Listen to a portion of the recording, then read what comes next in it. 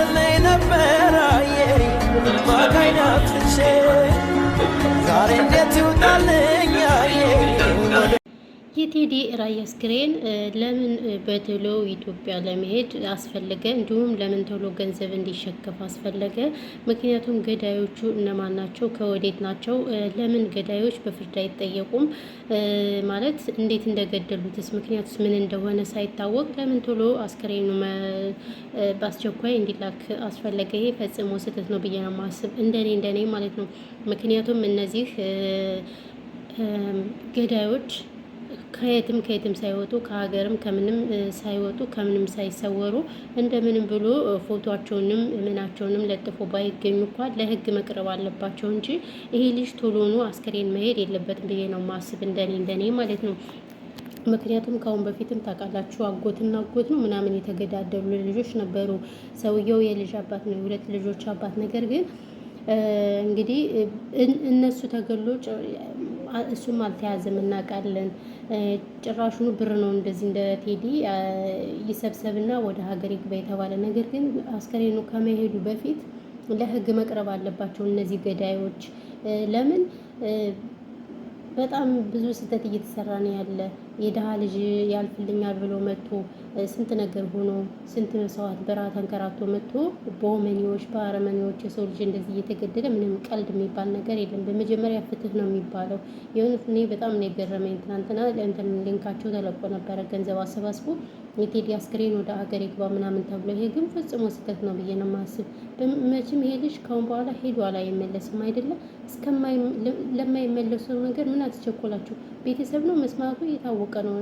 ምክንያቱም እድሜ ለቲክቶክ፣ እድሜ ለፌስቡክ፣ እድሜ ለዩቲዩብ ሁሉም ሶሻል ሚዲያ በጣም ተሰራጭቷል። ስለዚህ ምንም ማድረግ አይችሉም አይደል እንዴ? ስለዚህ ምንም መቸኮል አያስፈልግም።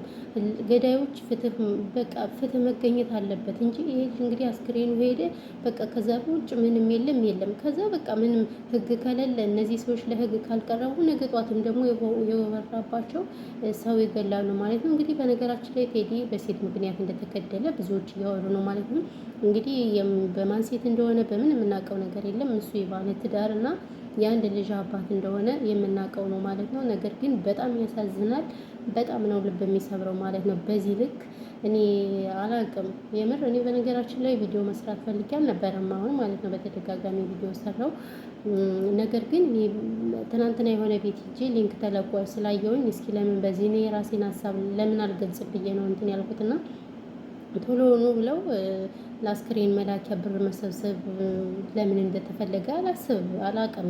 በፌስቡክም እነዚያው ተሰራጭቷል። ነገር ግን በመጀመሪያ ፍትህ ጠይቁ ለወንድማችን ነበር መባል ያለበት አይደል እንደ ቤተሰብ። አዎ ለዚህ ለኤምባሲም ለምንም ልጆች የሚታወቁ ከሆነ ፎቶቸው ተለጥፎ ለህግ ነው መቅረብ ያለባቸው በመጀመሪያ እንጂ አስክሬኑማ አይቀርም እኮ ባይባልም እነሱ ባይባሉም ግድ ነው ለሀገር መግባቱ አይቀርም። ነገር ግን ያው ለህግ መቅረብ አለባቸው። እውነት በጣም ያሳዝናል በዚህ ልክ። ምክንያቱም ድሀ ሰርቶ መኖር አልቻለም።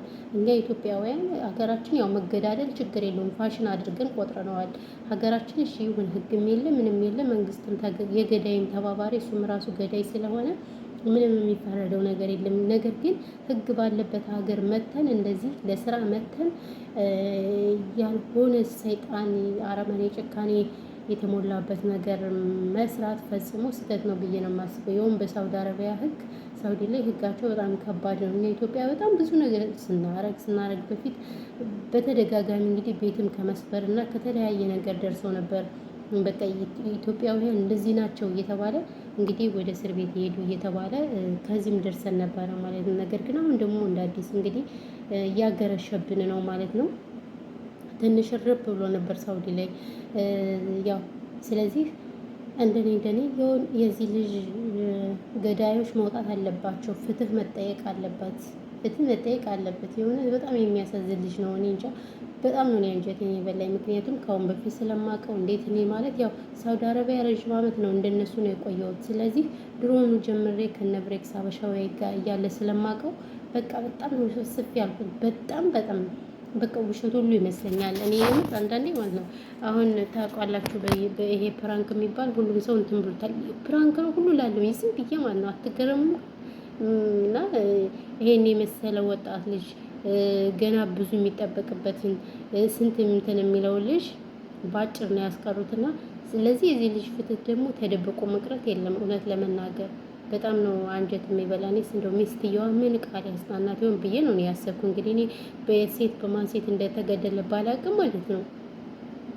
እኔ ሚስትየዋ ምን እንደሚያጽናናት ፈጣሪ ወቀው። የእውነት በጣም ነው የምታሳዝነው፣ በጣም ነው አንጀት የምትበለው። ከዛ ባሻገር ደግሞ እንግዲህ ልጅም እንደወለደ የምናውቀው ነው። ያው እሷ እንግዲህ የወለደችው እሱ ኢትዮጵያ በሄደ ሰዓት ነው፣ ያላባት ነው የወለደችው፣ ቤተሰብ ሳይኖር እዚህ።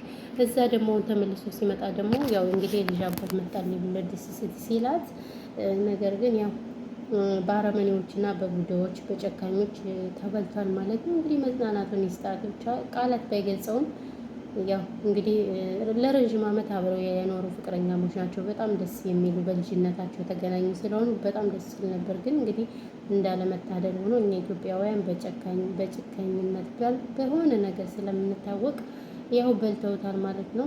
ምን እንደሚያገኙ ያላቅም። መደባደብ እኮ ያለ ነው፣ መጣላት ያለ ነው፣ መሰዳደብ ያለ ነው። ግን በጩቤ በዚህን ያህል በጭካኔ አረመኔ መሆኑ በጣም ነው እጅግ በጣም እንደ ሰውኛ ስናስበው የሚበላው ማለት ነው። በጣም የሚያሳዝነው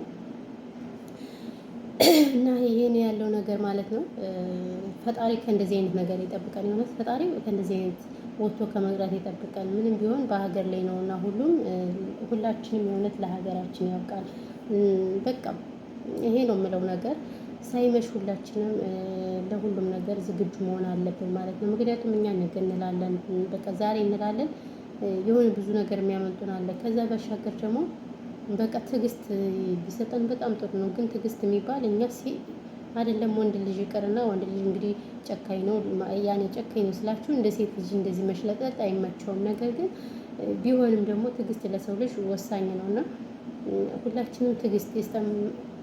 እንኳን እነሱ ወንዶች ይቀርና እኛ ራሱ ሴቶች ራሱ የሆነ ነገር ትንሽ ነገር ስናገኝ ቦግ ነው የሚልብን። ትዕግስት የሚባል 0 ማለት ነው ሁላችንም ማለት ነው። ያው መካሪ ዘካሪ እንሆናለን እንጂ ሁላችንም ሲደረስብን በጣም ኃይለኞች ነን እና ለሰው ልጅ ትዕግስት በጣም ጥሩ ነበረ። ትዕግስት ብዙ ነገሮችን እንትን ይላል። ብቻ ከእንደዚህ አይነት ነገር ይጠብቀን። የእውነት በጣም ነው የሚያሳዝነው፣ በጣም ነው አንጀት የሚበለው። ብቻ እኔ ምን እንደምል ራሱ አላውቅም። በቃ ስማአሙት እኔ አላውቅም፣ ቃላት ራሱ መግለጽ ያቅተኛል።